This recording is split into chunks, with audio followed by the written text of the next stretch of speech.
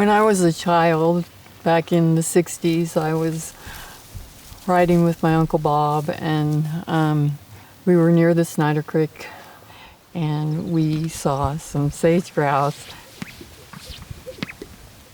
We enjoyed them for lunch, and they were the best thing. That's probably not what you want to hear. As I said, it was in the 60s, and now we just admire the bird. And as time goes on, we're seeing more and more sage-grouse.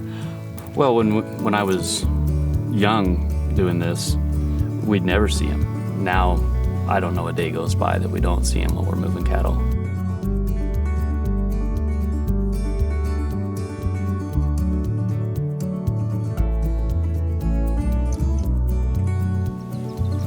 Sage-grouse is actually an indicator species. They're an umbrella species. So what's good for the bird is good for the herd. If we are able to focus on sage-grouse and improving the habitat and rangeland health that affects them directly, we're actually doing that for a whole suite of rangeland health.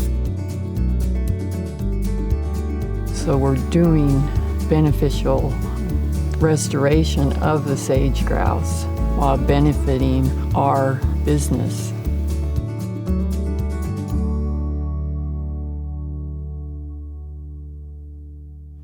Hi, Brandy. Hi, how are you doing? Oh, great. So U.S. Fish and Wildlife Service is essentially the agency that permit the CCAAs, and then the soil and water conservation districts work with each landowner who's going to enroll on a site-specific plan. And those site-specific plans are really iterative.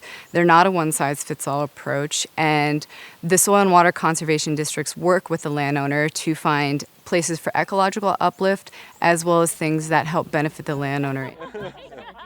You have a situation where you've got professionals coming in, they are in your living room, you're sharing a cup of coffee, you're talking about how you manage your grazing and your lands, and you're sharing the realities of serious situations that we're in right now, like drought and climate change.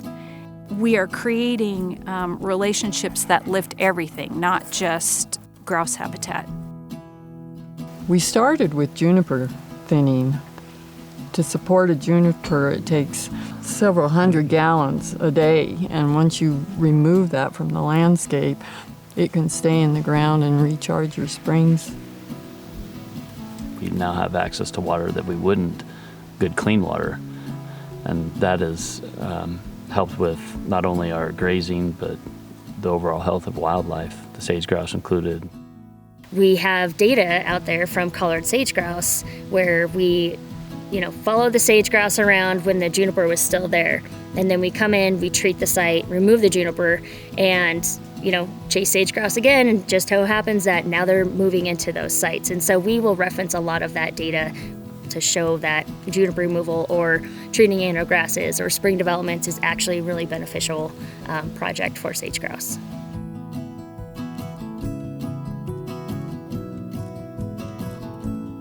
The 12-mile area there, we started with 3 pastures, and now there's 15. Having multiple pastures has really allowed us to be flexible, to be able to control the grazing for a short amount of time. Benefits the landscape, it also benefits the cattle.